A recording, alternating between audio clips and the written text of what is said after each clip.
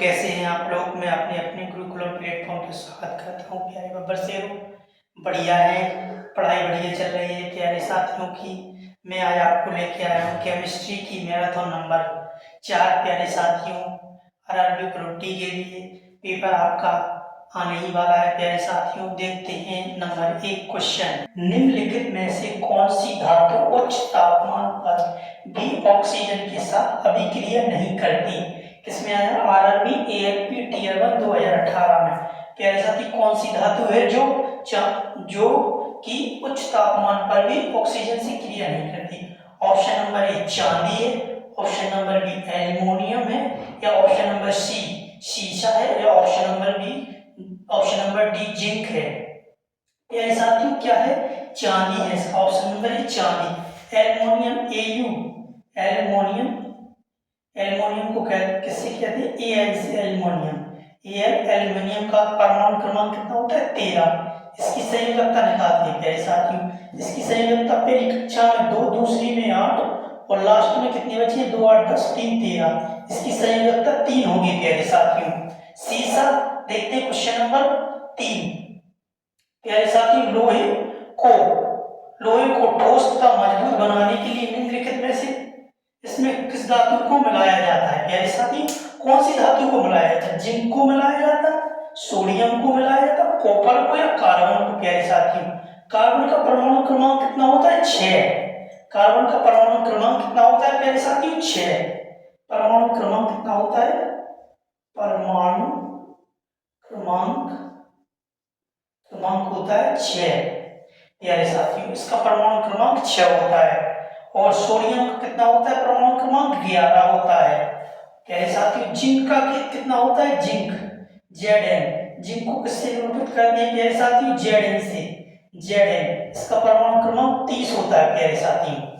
परमाणु क्रमांक 30 होता है। सोडियम का 11 होता है प्यारे साथियों। इसमें कौन सा option? Option number D, carbon को मिलाया जाता है इसमें मजबूत करने के लिए। लोहे को कठोर तथा मजबूत बनाने के लिए निम्न में से किसको मिलाया जाता है? कार्बन को मिलाया जाता है प्यारे साथियों। नंबर 3 देखते हैं। समान धातु को उनकी घटती हुई प्रतिक्रियाशीलता में क्रम में व्यवस्थित करने को निम्न रूप में जाना जाता है। आरआरबी एएलपी 2018 में पूछा गया प्यारे साथियों। नंबर 1 प्रतिक्रियाशीलता, ऑप्शन बी सक्रियता श्रृंखला, ऑप्शन नंबर सी चालकता, ऑप्शन नंबर डी विद्युत अपघटनीय कमी।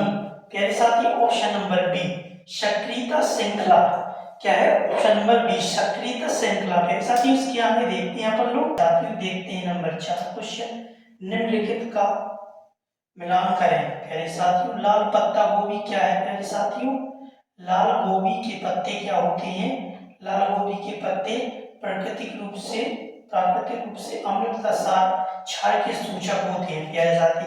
मिथाइल ऑरेंज क्या होता है? अम्ल तथा क्षार का सूचक होता है प्यारे साथी। प्याज तथा लौंग का तेल घृणा सूचक होता है। क्या होता है? घृणा सूचक। प्यारे साथियों, पहले का कौन सा है? पहले का ए, दूसरे का सी, तीसरे का डी। नहीं, ये नहीं है। पहले का ए, पहले का सी इसमें है। पहले का सी, दूसरे का बी और तीसरे का ए। प्यारे साथियों, इसका ऑप्शन नंबर 3 है। प्यारे साथियों, देखते हैं नंबर 5 क्वेश्चन। निम्नलिखित में से कौन अम्ल तथा क्षार का सूचक नहीं है?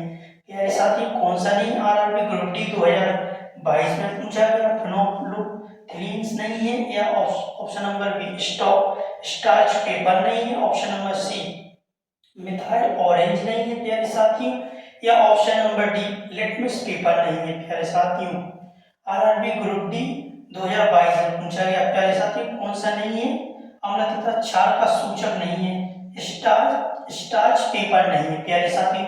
लिटमस पत्र को कहां से प्राप्त किया जाता है? थैलोफाइटा के लीची पौधे से प्राप्त किया जाता है। थैलोफाइटा के लीची पौधे से प्राप्त किया जाता है प्यारे साथियों। देखते हैं नंबर 6 क्वेश्चन। समानता धातुओं के ऑक्साइड प्रकृति में होते हैं। कैसे होते हैं प्यारे साथियों? कैसे होते हैं? क्षारीय होते हैं, अम्लीय होते हैं, उदासीन या उभयधर्मी होते हैं प्यारे साथियों। अम्लीय नहीं होते, क्षारीय होते हैं प्यारे साथियों। अम्ल क्या होते हैं? क्षार क्या होते हैं? अम्ल 1 से लेके 0 से लेके 6 लगभग 7 से कम होते हुए अम्ल होते, और जो 7 से अधिक और 14 तक होते हैं वो क्षार होते हैं। 7 एक उदासीन है, जो क्या कहते हैं H2O पानी उदासीन होता है प्यारे साथियों। क्षार अम्ल उसकी पीएच स्केल की खोज किसने की थी प्यारे साथियों? लॉरेंस ने की थी, 1909 में की थी लॉरेंस। नंबर 7 क्वेश्चन, निम्नलिखित का मिलान करें। नींबू का पीएच मान कितना होता है प्यारे साथियों? नींबू का होता है 2.2। गैस्ट्रिक जूस का होता है कितना? 1.2। मैग्नीज दूध का कितना होता है प्यारे साथियों? मैग्नीशिया दूध का कितना होता है पीएच मान? 10। और सोडियम हाइड्रोक्साइड का कितना होता है? 14। यह सबसे प्रबल क्षार है प्यारे साथी, सोडियम हाइड्रोक्साइड NaOH क्या है? क्षार, प्रबल क्षार है। NaOH क्या है? प्रबल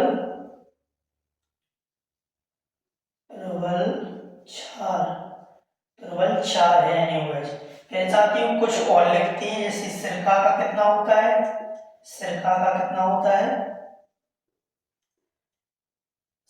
का पीएच मान होता है, कितना होता है?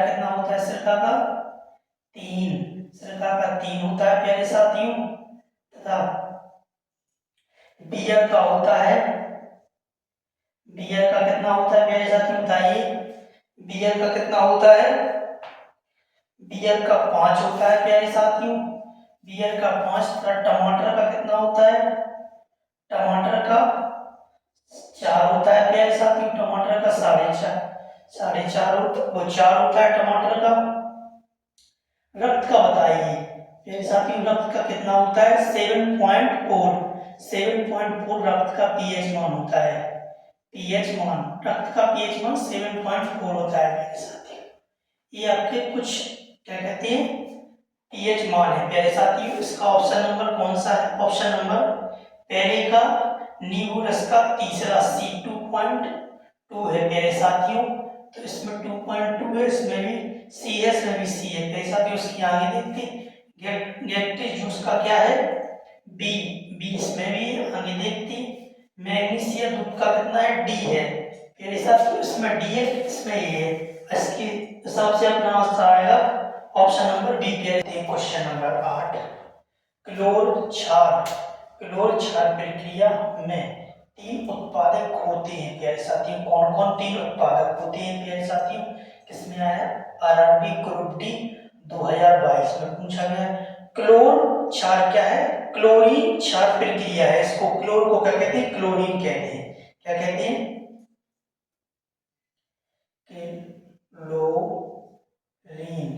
क्लोरीन कहते हैं इसे। क्लोरीन क्षार प्रक्रिया में 3 उत्पादक होते हैं प्यारे साथियों। कौन कौन से होते हैं? Option number A oxygen, hydrogen तथा NaOH।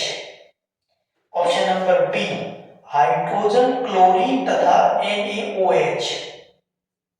सोडियम हाइड्रोक्साइड, जिसे हम कहते हैं सोडियम हाइड्रोक्साइड, क्लोरीन तथा ऑक्सीजन तथा Na2CO3।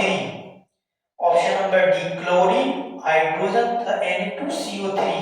कैसा कि इसका है option number B hydrogen chlorine gas और क्या कहते हैं NaOH सोडियम हाइड्रोक्साइड होता है। ये तीनों होती है प्यारे साथियों। देखते हैं क्वेश्चन नंबर 9। भूपेश को कुछ वर्ष तक फसल खराब होने का सामना करना पड़ा। क्या करना पड़ा? सामना करना पड़ा। जब उसने मिट्टी का पीएच परीक्षण करवाया तो उसका पीएच कितना निकला? 11.6 निकला था। निम्नलिखित में से कौन सा यौगिक उसकी कृषि क्षेत्र की मिट्टी को उपचार के लिए इस्तेमाल किया जाएगा? कौन सा किया जाएगा प्यारे साथियों? किसने पूछा गया? आरआरबी ग्रुप डी 2022 में। क्या कहते हैं? नमक होगा, NaCl होगा प्यारे साथियों, या Al2SO4 का होल थ्राइज होगा, या प्यारे साथियों जिंक हाइड्रो ऑक्साइड होगा ZnOH का होल ट्वाइस या CaOH का whole twice. Calcium hydro oxide होगा, बुझा हुआ चूना कहते हैं इसे। प्यारे साथियों क्या होगा इसमें, प्यारे साथियों ये जो है zinc oxide hydro oxide, hydro means पानी होता है, इसमें हाइड्रो OH लगा है तो ये माइनस, ये क्या होगी H धनायन होता है तो वो होती है क्या कहते हैं H धनायन, OH ऋणायन।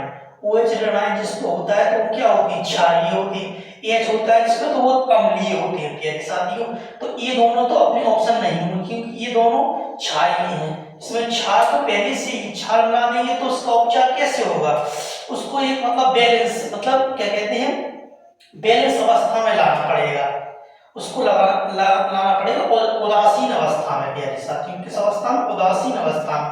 तो इसमें क्या मिलाएंगे, नमक तो मिला नहीं सकते प्यारे साथियों, Al2SO4 का होल ट्राइड मिलाएंगे। क्या मिलाएंगे, एल्यूमिनियम सल्फेट मिलाएंगे। क्या मिलाएंगे, एल्यूमिनियम सल्फेट, एल्यूमिनियम सल्फेट मिलाएंगे प्यारे साथियों। प्यारे साथियों इसी के साथ आगे देखते हैं अपन लोग, बच्चे लोग आप बढ़िया होंगे। देखते हैं आगे क्वेश्चन नंबर 10। सीमा नींबू निचोड़ती है और उसे उसका रस ग्लास में इकट्ठा करती है और उसमें थोड़ा पानी मिलाती है तो लगता है कि उसका खट्टापन कम हो गया है। पानी मिलाने से हाइड्रो ऑक्साइड आयनों की सांद्रता पर क्या प्रभाव पड़ेगा। प्यारे साथियों बताइए, आरआरबी ग्रुप डी 2022 में आया है। प्यारे साथियों क्या प्रभाव पड़ेगा, हाइड्रो ऑक्साइड आयनों की सांद्रता पर क्या प्रभाव पड़ेगा। प्यारे साथियों पहली बात तो नींबू कैसा होता है, अम्लीय होता है जिसका pH 2.2 होता है। कल ही आपको बताया था नींबू का pH कितना होता है, नींबू का pH होता है 2.2। प्यारे साथियों इसी प्रकार अपन लोग नींबू को इकट्ठा कर लेंगे तो उसमें जल मिलाएंगे तो हाइड्रोक्साइड आयनों की सांद्रता पर क्या प्रभाव पड़ेगा, बढ़ेगा या घटता है या स्थिर रहता है, पहले बढ़ता है फिर घटता है। प्यारे साथियों बढ़ेगा, हाइड्रोक्साइड आयनों की सांद्रता पर क्या प्रभाव पड़ेगा, बढ़ती है। सांद्रता कैसी क्या होती है, बढ़ती है। प्यारे साथियों देखते हैं क्वेश्चन नंबर 11। निम्नलिखित में से कौन सा या से अम्ल दुर्बल है, कौन सी अम्ल दुर्बल है। प्यारे साथियों HCl क्या है, प्रबल अम्ल है। HCl HNO3 क्या है, CH3COOH। प्यारे साथियों H2SO4 या HNO3 या H2CO3। प्यारे साथियों इसका ऑप्शन CH3COOH H2CO3 या CH3COOH option number B option H2SO4 या सल्फ्यूरिक अम्ल। H2SO4 को क्या कहते हैं, सल्फ्यूरिक अम्ल। HCl को प्यारे साथी HNO3 या H2CO3। प्यारे साथी ऑप्शन नंबर इसका ए है CH3COOH या 2H2CO3। प्यारे साथियों इससे अपन लोग दुर्बल अम्ल की पहचान के लिए प्यारे साथियों अपन लोग देखते लेते हैं इसमें जिसमें सबसे ज्यादा H मतलब हाइड्रोजन और ऑक्सीजन की जिसमें क्या कहती अधिकता होती है वही सबसे दुर्बल अम्ल होता है। प्यारे साथियों इसी के आगे देखेंगे नंबर 12 क्वेश्चन। प्यारे साथियों साधारण नमक का लगभग अणु भार कितना होता है। प्यारे साथियों 14 ग्राम पर मोल होता है, 28 ग्राम पर मोल होता है, 117 ग्राम पर मोल होता है या 58 ग्राम पर मोल होता है। प्यारे साथियों NaCl का अपन लोग अणु भार निकालेंगे। प्यारे साथियों जी है NaCl का परमाणु क्रमांक कितना होता है 11 और प्यारे साथियों इसमें 11 होता है जो इसको 11 इसमें लेंगे अपन लोग 23, डबल इसका डबल और एक जोड़ लेंगे प्यारे साथियों तो हो जाएगा 23। और Cl का कितना परमाणु क्रमांक होता है 17, उसका डबल करेंगे 34 और उसमें एक जोड़ लेंगे तो 35 हो जाएगा प्यारे साथी। तो इसको अपन लोग दोनों को जोड़ेंगे तो होगा 35 होगा यहाँ 35 और साथी 35 होगा यहाँ 35 होगा 35 को जोड़ेंगे तो 5 वो 8 और क्या आएगा 5 58 ग्राम पर मोल होगा प्यारे साथी। कितना होगा 58 ग्राम पर मोल। प्यारे साथी इसी के साथ हम आपसे विदा लेते हैं, कल फिर मिलते हैं प्यारे साथियों। जय हिंद जय भारत।